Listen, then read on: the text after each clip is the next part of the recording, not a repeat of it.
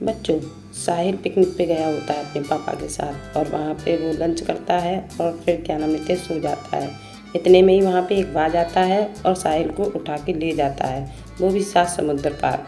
लेकिन साहिल के पापा इधर बहुत परेशान होते हैं और देखते हैं कि उसके बच्चा तो वहाँ है ही नहीं और वो ढूंढने को दौड़ पड़ते हैं। उनको पता चलता है कि उसको एक बाज उठा के ले गया है, तो वो उसे बचाने दौड़ पड़ते हैं और फिर उस बाज से बहुत झगड़ा करते हैं और अपने बच्चे को बचाते हैं और फिर देखिए गले लगाते हैं और फिर साहिल बहुत ही खुश होता है। देखिए उसकी खुशी का कोई ठिकाना नहीं रहा।